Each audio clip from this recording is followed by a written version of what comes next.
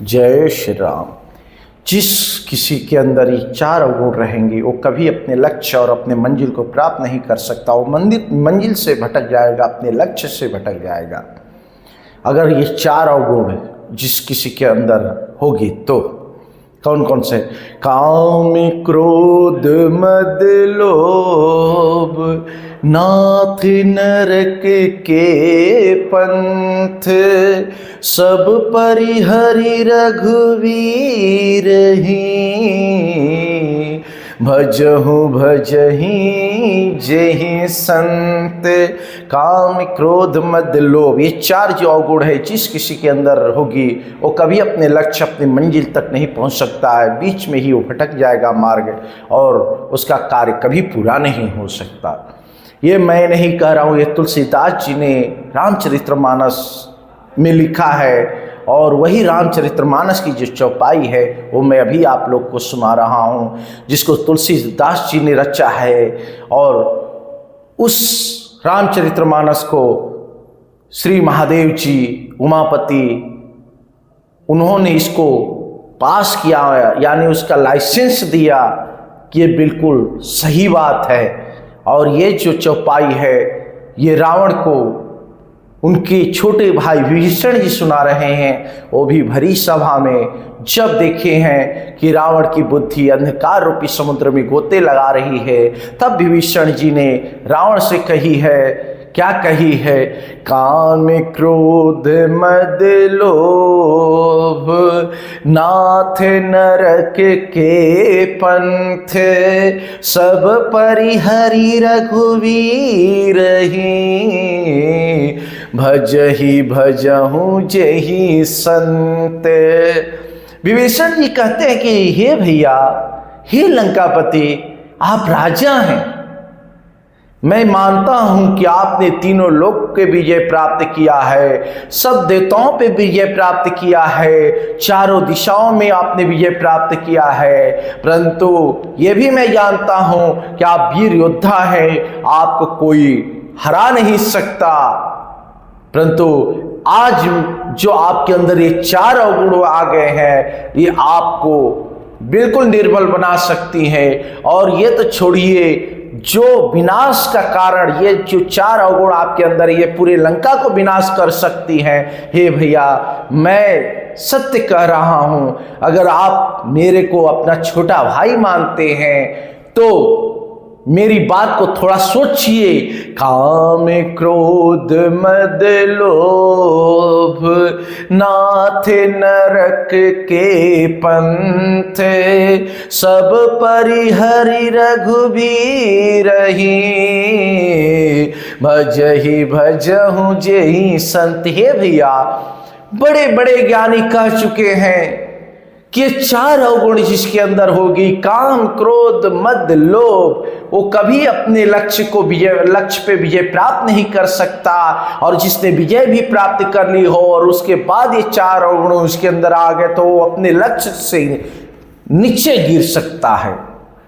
काम, विभीषण जी कह रहे, काम यानी क्या होता है? कामना।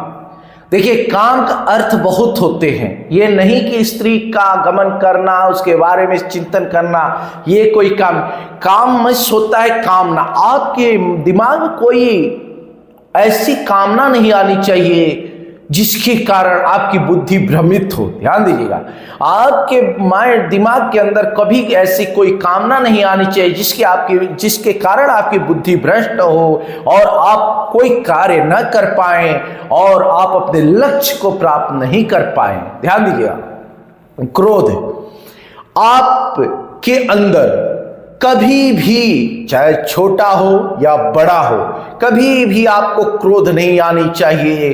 क्योंकि क्रोध जो है, क्रोध से तेज अग्नि भी नहीं है। क्रोध आपकी स्मरण शक्ति और बुद्धि, जो भी ज्ञान है, सबको जलाकर और राख कर देती है। अगर आपके अंदर क्रोध नाम का चीज है तो ध्यान दीजिएगा, चाहे थोड़े करें चाहे ज्यादा करें, क्रोध क्रोध होता है। चाहे धीरे से करे चाहे चिल्ला के करे, परंतु क्रोध क्रोध है, होता है। एक बार आपके शरीर के अंदर वो क्रोध रूपी अग्नि जल गई, फिर वो कभी बुझेगी नहीं। ध्यान दीजिएगा, मद यानी अहंकार। आपके पास सब कुछ है, आप बहुत बड़े प्रताप योद्धा है, राजा है, खूबसूरत है, सब कुछ है, परंतु आपके अंदर एक छोटी सी मद यानी अहंकार की चिंगारी आग लग गई तो आप जितने भी बनाए हैं, जितने भी आपने नाम रोशन किया है, सब धरा का धरा रह जाएगा। क्या? अहंकार। मैं इतना खूबसूरत हूं, मेरे पास इतने धन है, मैं इतना विद्वान हूं, मैं इतना इज्जतदार हूं। ये क्या होता है? हमारे अंदर अहंकार रूपी अंकुर होता है। अगर अहंकार रूपी अंकुर हमारे अंदर जन्म ले लिया तो जितना मैंने किया, जितने वर्षों तक किया, वो क्या होगा? तो बर्बाद हो जाएगा। सिर्फ अहंकार रूपी चिंगारी बर्बाद कर देगी। कभी भी अहंकार नहीं करनी चाहिए। लोभ यानी लालच, कभी भी हमारे अंदर ये भावना नहीं आनी चाहिए दूसरे के धन और दूसरे की जो शोहरत को देखकर कि काश ये धन मेरा हो जाता, ये वस्तु मेरी हो जाती, इससे मेरा कार्य संपन्न हो जाता। कभी भी मन में ये भावना नहीं आनी चाहिए, क्योंकि आपने अपने कर्म के द्वारा उस धन को नहीं बनाया है, वो किसी और का धन है, किसी और ने अपने कर्मों के द्वारा उसको रचा है, उसको इकट्ठा किया है। उस पर आपका अधिकार नहीं होनी चाहिए और आपके मन में भावना ये नहीं आनी चाहिए काश ये धन मेरा हो जाए, चाहे वो किसी जंगल में भी क्यों ना पड़ा हो। अगर आपको पता ये मेरा नहीं है तो आपको उसके ऊपर जरा सा भी आपको अपना अधिकार नहीं जमानी चाहिए, चाहे को किसी का भी हो। किसने उसको वहां फेंका है वो जाने और वो जाने, इसमें आपको इंटरफेयर उसमें कुछ नहीं करनी चाहिए। आपको ये वहां से रास्ता अपनी बदल देनी चाहिए कि ये मेरा नहीं है तो मैं इसको क्यों देखूं। ध्यान दीजिएगा, मेरा नहीं है तो मैं इसको क्यों देखूं। पहले के लोग ऐसे करते थे कि कोई चाहे कितने भी कीमती चीजें पड़ी हो उसके ऊपर नजर नहीं डालते थे, क्योंकि वो उनका है ही नहीं, तो उसको देखेंगे क्या।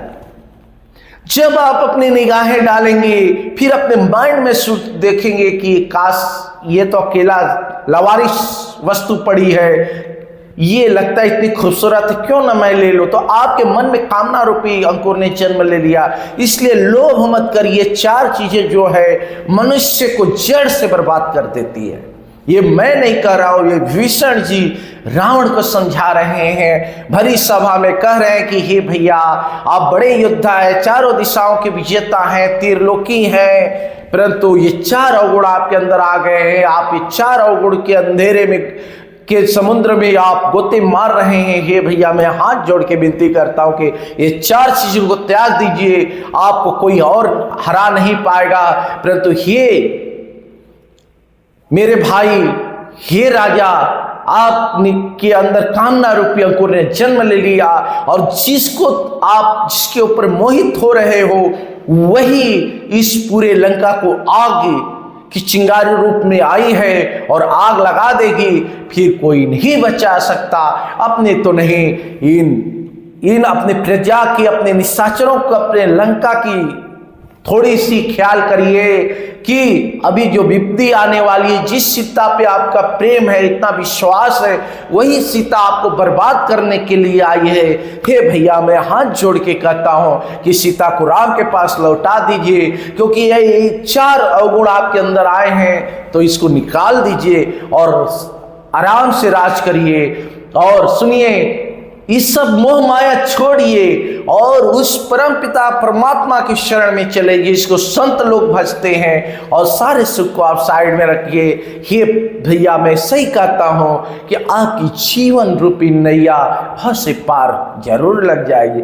देखिए ये मैं नहीं कह रहा हूं, विभीषण जी ने कहा है। क्यों कहा है? कुछ तो सोच के कहा है कि बड़े बड़े विद्वान ऋषि मुनि कह के गए हैं कि काम क्रोध मद लोभ नाथ नरक के पंथ। कभी भी हमारे अंदर ये भावना नहीं आनी चाहिए कि मैं इतना सुंदर हूं, या ये काश ये धन मेरा हो जाता, ये स्त्री मेरी हो जाती, या कोई चीज आपने दिमाग में मेन क्या है, ये है, यहाँ से शुरुआत होती है आपकी। इसको जो आंखें हैं ये देखती है, फिर यहाँ से आप सोचते हैं, फिर शरीर के द्वारा कर्म करते। तो मेरा ये सिद्धांत है कि आप इच्छा अगर करते भी हैं तो इन चार चीजों को बंद करिए। मैं मानता हूं कि जल्दी बंद होने वाला नहीं है, परंतु अभ्यास करिए। करत करत अभ्यास है जड़ मत हो सुजान, रसरी आवत जात के शिल पर पड़त निशान। यही बात गीता में अर्जुन ने भगवान से कही। जब भगवान ने उससे कहा है कि तुम मन को मोड़कर मेरी तरफ लगाओ, तो अर्जुन ने कहा है कि हे प्रभु, मन इतना बलवान है कि कभी भी मुड़ नहीं सकता। मन बड़ा विचलित है, बहुत तेज चलता है, हवा से भी तेज इसकी गति है। भगवान कहते हैं मैं जानता हूं यह हवा से भी तेज गति है, परंतु मन को मोड़ो, मन को मोड़ो, मोड़ के मेरे चरणों में लगाओ, मेरा ध्यान धरो, तुम अवश्य ही सदगति को प्राप्त होगे, विजय प्राप्त करोगे। ये मेरा निश्चय है। तो मैं सब लोग से यही विनती करना चाहता हूं कि आप करिए, कोशिश करिए, थोड़े थोड़े थोड़े थोड़े कोशिश करिए। क्यों नहीं कल्याण होगा? अवश्य होगा, अवश्य होगा। बस इसी के साथ जय श्री राम।